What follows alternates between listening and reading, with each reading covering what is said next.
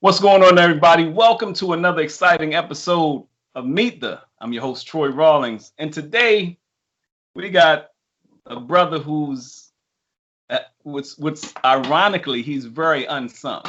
30 years in the game, 30 plus years in the game, journalism, film, TV, multi-award winning, Emmy award winning, and NAACP Image award winning director, producer, writer. His writing chops.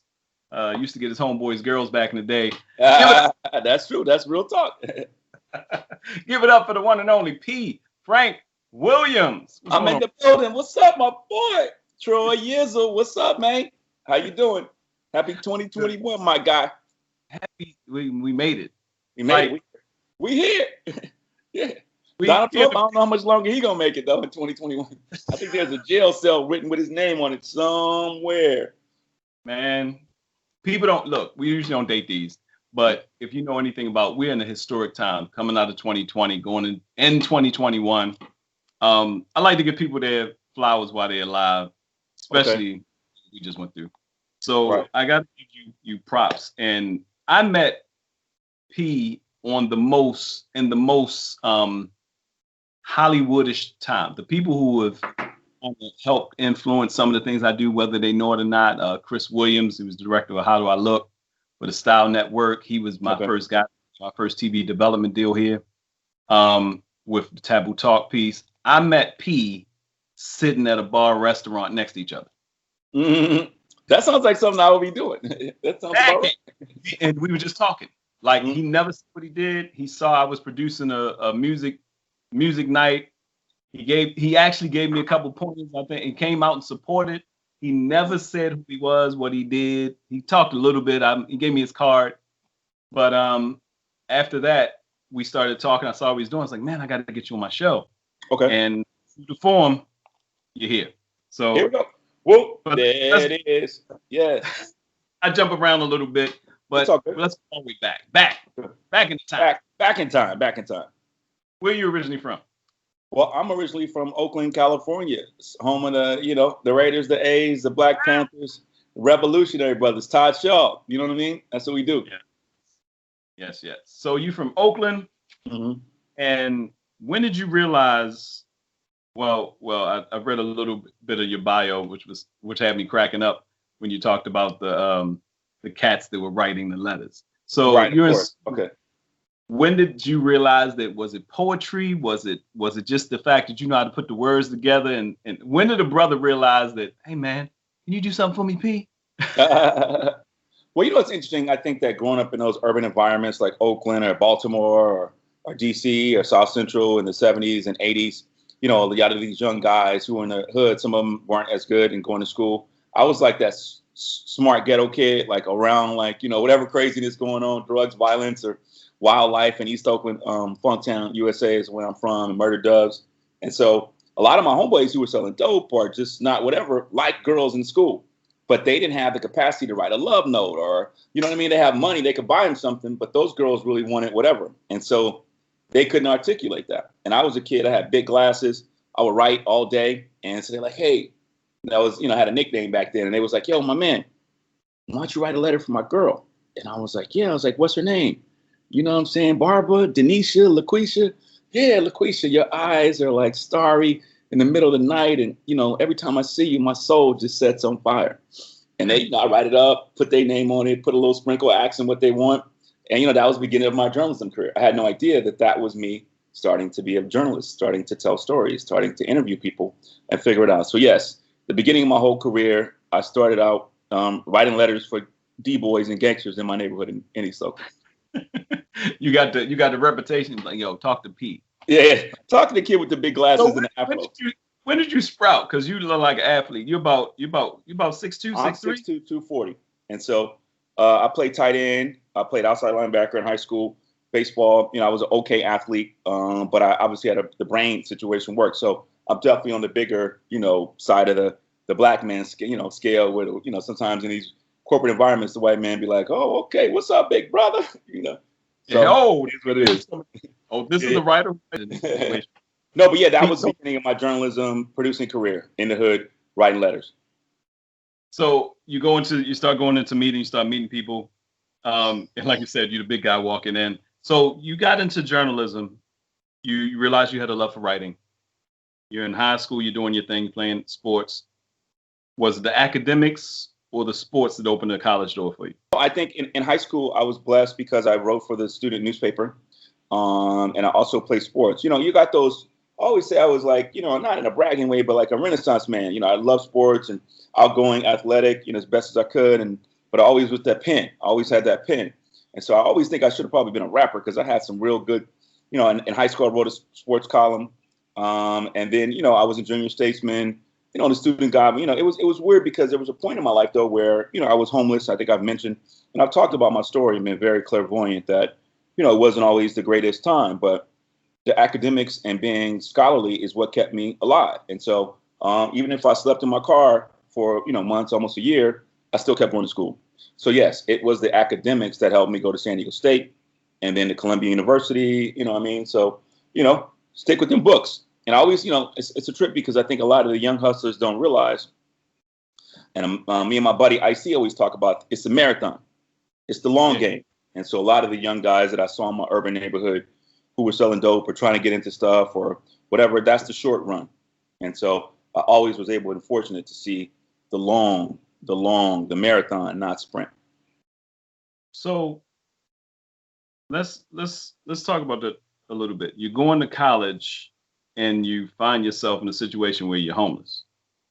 Yeah, well, right before I went to college, when I was 16 years old, my mother was out, doing stuff and wasn't really there in the household. And I was taking care of them, and I was out in the streets briefly, and then I was able to live with my grandmother.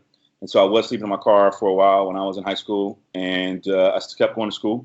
And when I was about to be 18, I packed up all my clothes and put them all in the U-Haul truck, and I drove myself to San Diego State.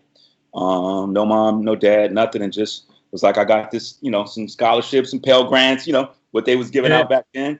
And I was like, I'm going to be on this college tip because I knew that at that particular point in Oakland, there was a lot of crazy people from the Bay Area. Felix Mitchell, Lil D, Mickey Mo. There was a lot of street stuff going on. And so I had family members who were affiliated with that. And so I knew that if I didn't get out of that, that was, sometimes in life you have those things. If you go this way, end up that way. If you go that way, something else is going to happen. And I had a spidey sense that it was best to go this way. So, yeah, man, it was blessed. I went to undergrad at San Diego State, went to Columbia Journalism School, worked at the LA Times. And, I've been able to just kind of keep the journalism and writing thing for many years before I went to the Source. So what is it about writing that feels like nothing else you can do? Because you're a man, when you're a Renaissance guy, you got many talents. But when you put that pen to paper, pencil, whatever, and you start writing, where does it take you? Well, like I said, it goes back to that kid with the glasses who would sit in his room and read all these books. And, I think as a child, I remember watching Happy Days and Laverne and Shirley and What's Happening and the Jeffersons. And no matter what was going on outside of me or in the hallway or in my own house, that was my escape, my getaway. So learning how to tell stories about people. And, I was really shy. It's crazy that I'm so outgoing now because I was a very shy kid. And I started writing. And so I would write my little stuff. And, at some point, telling stories was always what it was about.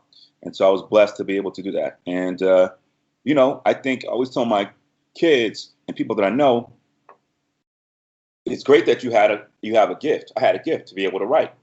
Right. I didn't make it up. It just was, I was born with it, but I didn't just sit on it. I actually did something with it and wrote. And those poems became articles in high schools. Those articles became articles in LA Times.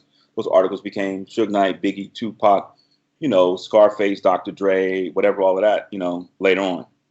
Source. How did you get introduced to the Source? The Source magazine. Well, I was a reporter at the LA Times. When I graduated from Columbia University, I started working at the LA Times. I got a job in this diversity program. And while I was at Columbia, one time I was in the auditorium and it happened to be the 50th issue of the Source magazine. And so at my school at Columbia in 1994, I met Dave Mays, the owner of the Source at Columbia in the auditorium.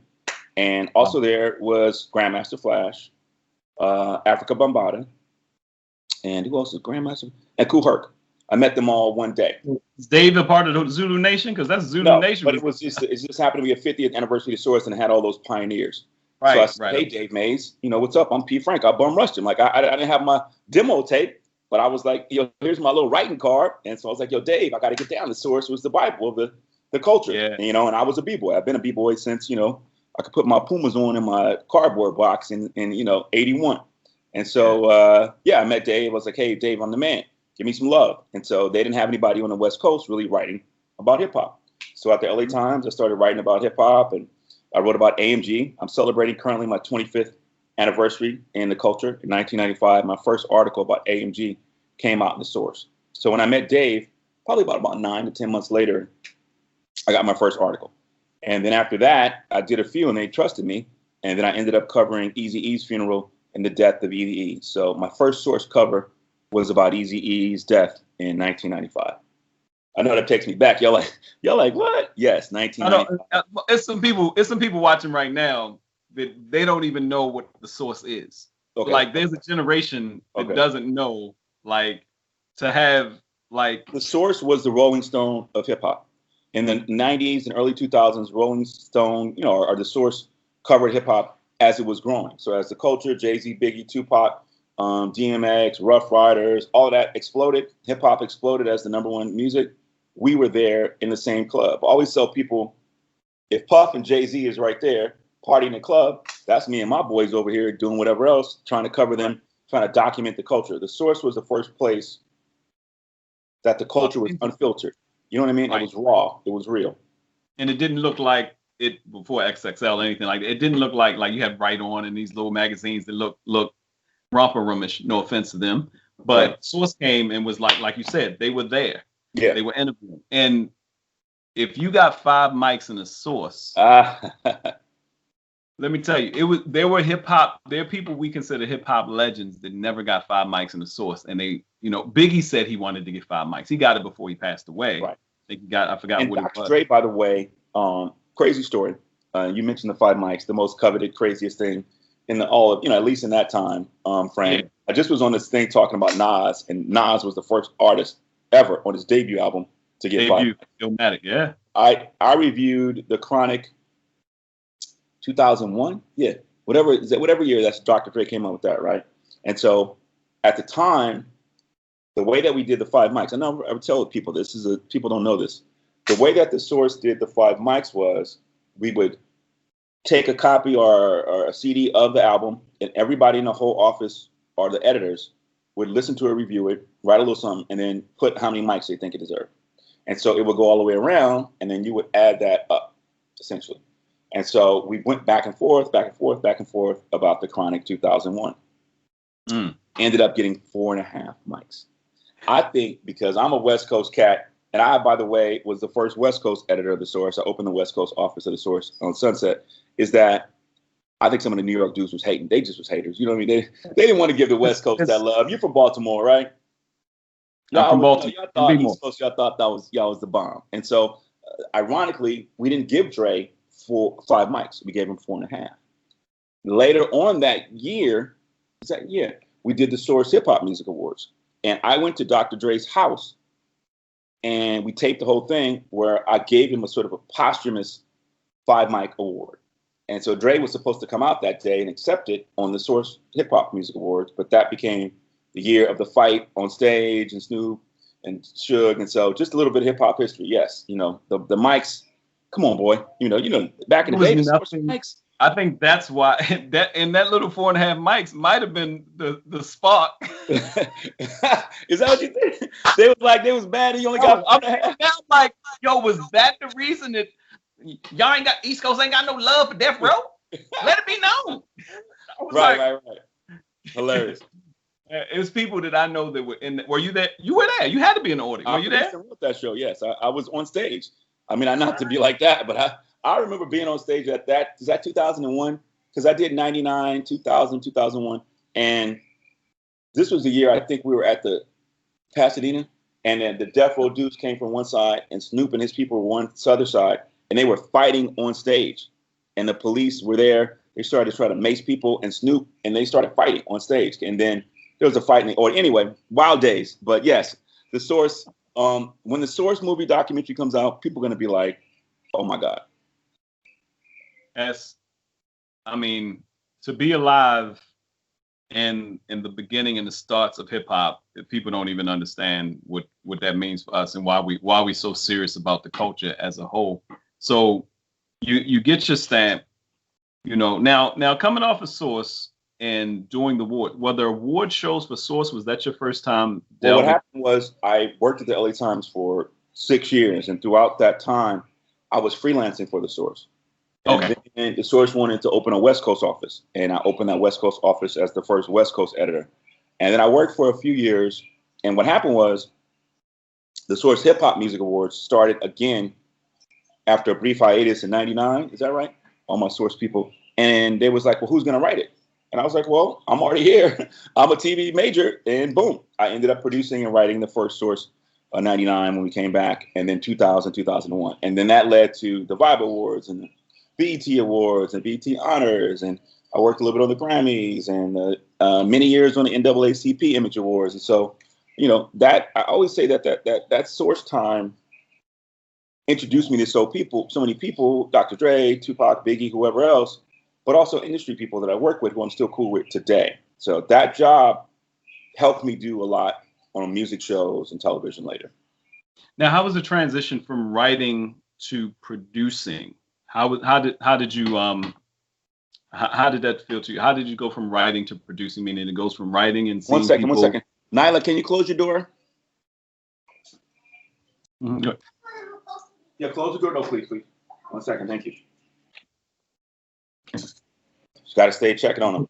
I think the transition from the whole thing is this, right? I think that the main thing is that if you can tell a story as a journalist, my job, whether at the Source or LA Times, whatever, is to have a beginning, middle, and end of a story. And so being able to produce, it's still about telling a story as a storyteller. People ask me, well, what do you do? I say I'm a storyteller. I'm a writer, a producer, but I actually just tell stories. And so I think that transition was easier because I knew how to write.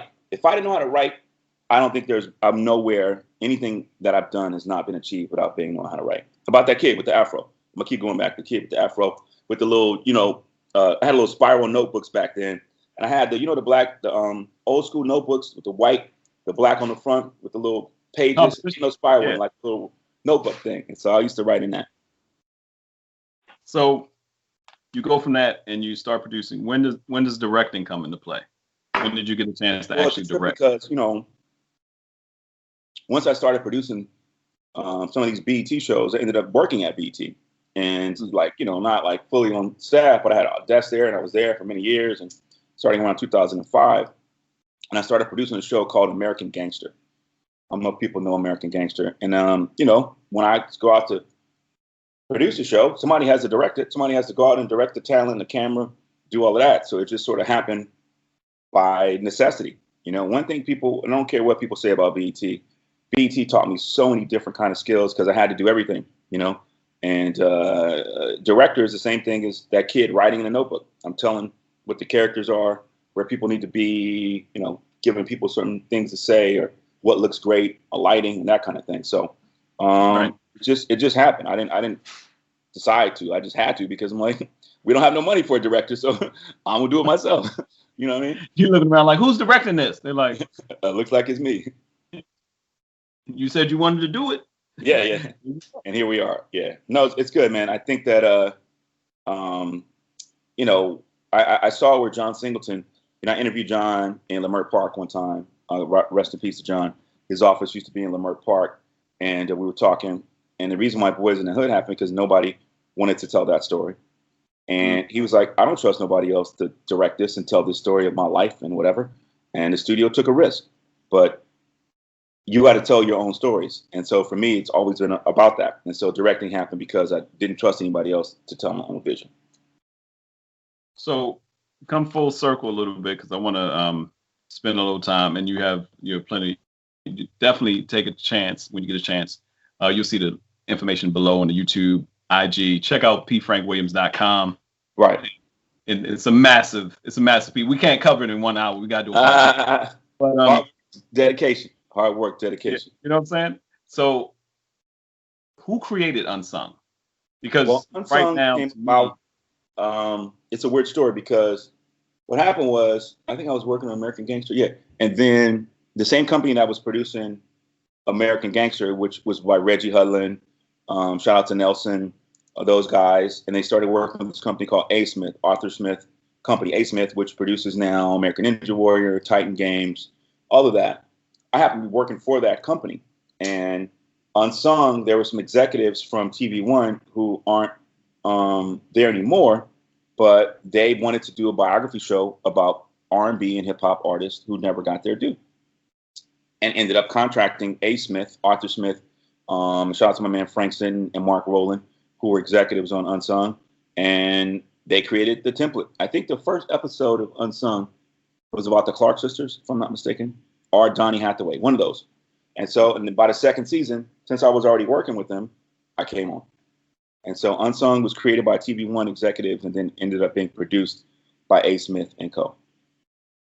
Amazing. So you in what season? Because it's hard to track a season because it seems like Unsung has never stopped and it's just. I think we're on season 12 now. By the way, I think is the number, if I'm not mistaken.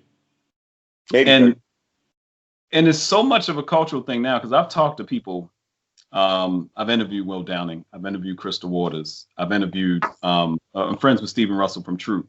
I remember when his Troop Unsung came out, he's texting everybody. Did you see the Unsung? Did you see that? So at first it was like something you was like, oh man, this is hard. I watched that with my daughter, and we watched it during Thanksgiving, especially this quarantine. During the quarantine, I've probably seen every Unsung. We sit Sunday dinners. Yo, it is an impeccable show. Thank you. It is amazing because the only thing we had before that got close to that was seeing our artists on Soul Train or seeing our artists on an award show. We never got a chance to hear. One of the reasons why Unsung, one, I don't know if you're familiar with Behind the Music. I also produced a show called VH1 Hip Hop Honors and a couple other things, but there was a vacuum for Black artists, hip hop, soul, R&B, who would never get on Behind the Music. And so there was a whole host of amazing, beautiful Black artists who wouldn't get that chance. So Unsung created a place where those artists you love, whether it be Full Force, Houdini, rest in peace to my man X, whoever else, got a chance to get their stories told. And I think that that's why it became so successful, because those artists would never get that time on a traditional VH1 or something like that. That's one of the things that that was so impressive about and so magnetic about having Unsung, because like you said, VH1 had Behind the Music, but unless you're pop, rock, or ultra star, we're not getting the vibe off of our art. We're not learning the history. And you guys started, it's just not just Behind the Music. And a lot of Behind the Music, a lot of times they're interviewing the person and they're hitting on things, but it was nothing like Unsung. Unsung would go back and talk to everybody, even if the person is way gone and dead. And because a lot of our artists, a lot of our pioneers have died. I think Unsung was really the first time you got to peel back the layers of the people and the music that you loved. And obviously out of that, we sprung into Unsung Hollywood, which was on for a few seasons, which was comedians, actors, movies, franchises like that. I did Flip Wilson. I'm actually, not to brag, but I'm happy. I'm celebrating. 2021 is all about celebrating. I want all them roses, flowers. Give it to me. You never know. I don't think Kobe got on that helicopter and thought that was the end, right? So no, I am the only person to produce an Unsung and an Unsung Hollywood. And take a guess at the only artist to have an Unsung and an Unsung Hollywood. Probably got him behind you right now. He ain't gonna let nobody put nothing on him without him, okaying it. Right. You can't do that. No, I did Ice-T. Ice-T is the only person to have, because he has enough of a music career and enough of an acting career to merit enough. Maybe LL Cool J could do it. You mentioned Ice-T earlier, and I was about to say shout out to Ice-T. Shout out to my big bro. I was trying to find my Ice-T shirt that he signed for me. Shout out to my loved one, my big bro. I love you, my OG. Yo, Ice is a real player. You know what I mean? Like, you know what I'm saying? He's a real player, real dude. and still has fun. The first time I met Ice-T was in New York. My cousin Breeze, Michelle Johnson, that works with BT and does some things. She was doing something for Khalees at the Crowbar. Khalees had an album release party, and Ice-T and the coolest person in the world. But I just saw him on The Masked. My daughter watches the show, The Masked Dancer. Yeah, and he was on The Masked Dancer. I gotta watch that. Yo, Ice-T was on The Masked Dancer. Yo, I gotta watch that. Send me that link. Yo, I'll send it to you. It messed me. I was watching it on Tubi. He was dancing. Like they were guessing who this guy was, and he takes his mask off, and everybody was like, Ice-T. But Ice was dancing, dude. And he was like, "Why'd you do this?" He was like, "Yo, I need something for my daughter to watch." You know what I'm saying? You know, my daughter likes the Masked Singer. I thought it would be nice for her to see me up here. And like you said, 20 years with Law and Order. Bro. That's how, you know, I said earlier, you know, that my man Ice gave me that sprinkle, you know, my boy Ice Cube too as well. It's a marathon, not a sprint. If I could tell you anything about our whole conversation today, if you take anything from talking to me or my life or whatever it is, it's a marathon, not a sprint. Meaning most people think about the 100 yards that they got to go and they're like, I'm going to just win. And most celebrities or music stars or actors, they flash out. If you think about most people who came and gone, it's about that marathon, that 1,500 meters. You know what I mean? That big long one. And that's the endurance. And so for me to be able to still be going 25 years later is a testament to that little kid. You know what I mean? And knowing that it was a marathon. Some of your, I would say the top one, but I'm going to say your top three. I know it's hard. Your top three Unsungs. Oh, wow. That's a really good question. Man, you're trying to kill me today. You know, I produced Bone Thugs, Houdini, Big Daddy Kane, Too Short, E40, Arrested Development, Full Force, Ice-T. I could just keep going. I'm trying to think about them all. I can't even think about them all. That's a good one. Zap, featuring, you know, Zap and Roger. I should say the one that messed you up the most, because some of these Unsungs, the one that messed you up the most, you did it. I'm gonna give you top three for different reasons, real quick. The number one song. Well, let's say this. The one that I like doing the most, that gave me the most pride, was Too Short, because obviously I'm from Oakland. I grew up in Oakland. I saw Todd on the bus in 85, 84, something like that as a kid. So to be able to come back to do The Legend of My City, and who was a friend of mine who I'd known for years, the pride in that was amazing. Second, the one that I thought, there's two that I thought that people needed to see, didn't know. The first one was Full Force. Full Force is one of the dopest groups in the history of music. Writers, producers, Britney Spears, Backstreet Boys, James Brown, UTFO. These guys are geniuses. And so nobody really knew that. And for a while, Full Force became the most highly rated unsung. And then the one after that was really high rated was Big Daddy Kane. I was a really big fan of Big Daddy Kane. And so to be able to see Kane and hang out with Kane, who was just a super dude. But my number one unsung of all time is 20-something episodes later, by the way, is my number one unsung is got to be Zap and Roger. You know, Roger Troutman, More Bounds, Computer Love, I Want to Be Your Man. The Man, California Love, was one of my favorite artists. And I'm not sure if you know, but Roger was killed by his brother, and his brother killed him. And so, and the brother killed himself. It was a very tragic, horrible situation. And so, you know, it took me a while to convince the Troutmans to even do it, because, you know, you bury your brother and your older brother, and for their mom, she buried two sons in one day. So I ended up going to Ohio, interviewing them, hanging out, and, you know, often Black people don't get therapy. And so a lot of them hadn't really dealt with the trauma of what had happened, you know, and a lot of them cried in the interview. I went back to my hotel room after some of them, and I don't mind that they dumped their pain on me. They needed to get it out. And so there was a really tough show. And when I went back to my room, I cried a few times because, you know, I couldn't imagine what they went through. And their whole life was, you know, Roger was a genius. Roger was Prince. Roger was R. Kelly. Roger is Stevie Wonder. You could put him with a piece of tape, and Roger could go in the studio and make a whole album, literally, with all the instruments and everything. And so after that show, shout out to my man Lester and Lil Larry and my boy Zap, Terry Troutman. Zap came back together. They started doing shows. That show helped put them back on the map. And so that's my top rated unsung of all time. It's not just because of what the story was, but because what it did in direct action. I would have to say you. Yeah, I couldn't. I put you to the test because you're the producer. There's no way I could rate which one, but the Zap one, yeah. Somebody like Roger Troutman in our life, like different decades had different things they remember from Roger, but no one would have known his genius if it wasn't for Unsung, because what he started doing and how he created the vocoder and how he created the instruments and was creating things he used. Let me tell you one.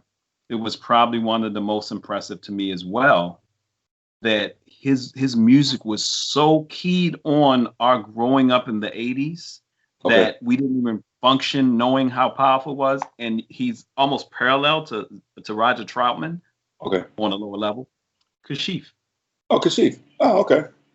The Kashif Unsung, totally, I didn't know about BT Express. I didn't know he was on that. You know, it was pretty amazing. It's those type of things that when I looked at them, and mind you, I'm going through this and I'm not piecing it all together. I'm like, I got to interview Pete Frank, and I'm not piecing it all together. I'm like, wait, Pete, you got a hand in this? Oh, but I do think Kashif obviously is a genius, and obviously he's one of those people like Roger who produced and did all these other things that you don't know about, right? You know, Roger did Shirley Troutman, Shirley Murdoch, and a lot of other things. He did California Love, a lot of great things.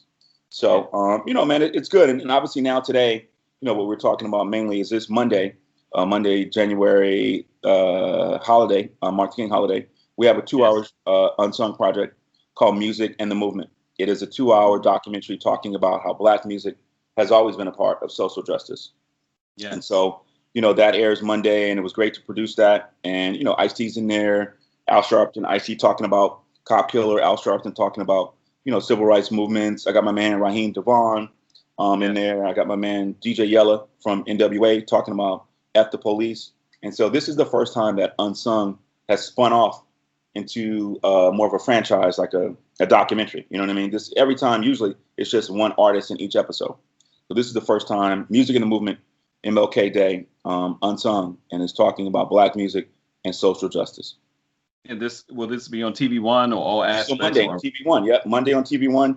This Monday, it should be really dope. I'm excited about it. This is, like I say, it was really good to, I think a lot of people don't know enough about, like Curtis Mayfield and, you know what I mean, Motown and Marvin Gaye and Aretha Franklin and, Billie Holiday and the slave songs and so much gospel and jazz. I don't think we realize how deep our roots are. And so one of the good things about this Music in the Movement show is that it also incorporates what's happening now. Black Lives Matter, Her, The Baby. All these people, these kids making these social justice songs are all just capitalizing and living off of, and the next generation of what, Sly and Family Stone, Chuck D, whoever it is, Ice Cube, you know what I mean? They are the new generation of that. Yeah, it's phenomenal. It's phenomenal to be it's the best of times, the worst of times, as it would say. As a writer, the best of times, the worst of times. To be able to be in a time where the culture is moving. I heard and I know we gotta get out here because you got some production and family stuff to do. Man, but I want to say this. I told y'all I'm daddy daycare, man. Look, Corona, I need y'all to get these kids back into school, man. Whoever's in charge of this. I don't understand. What's going kids on? Right behind the camera. Help me out, please. Look, Jesse Jackson, I was at his 75th birthday event, and he said something so powerful, talking about Berry Gordy.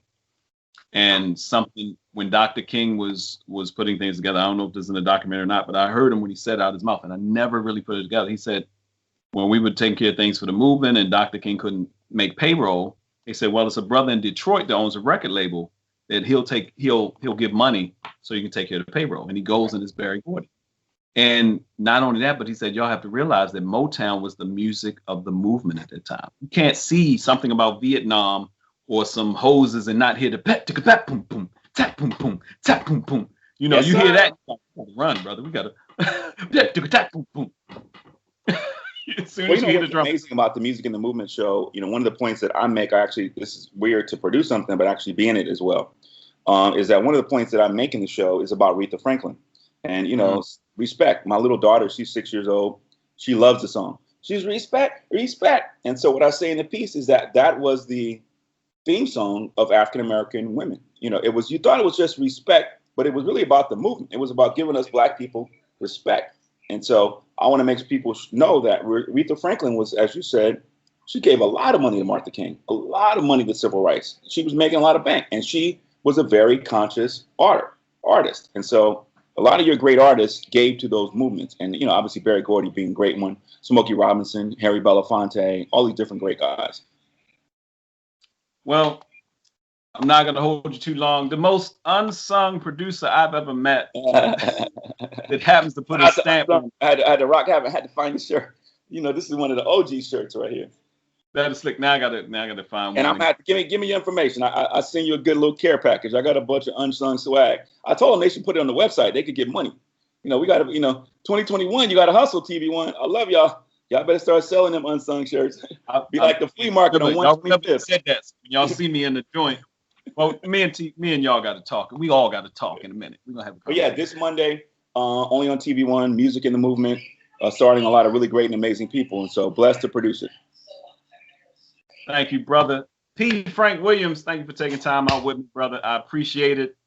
Oaktown to town. Or bounds. Hey, you can check everything. I'm at P. Frank Williams on all social sites, PFRANK Williams. You can check me, pfrankwilliams.com. You know, I'm broadcasting live from LA, New York, Atlanta, Oakland, wherever you find me. Most def. Love you, bro. Appreciate you. Hey, man. Stay up. Yes, Peace. sir. God bless.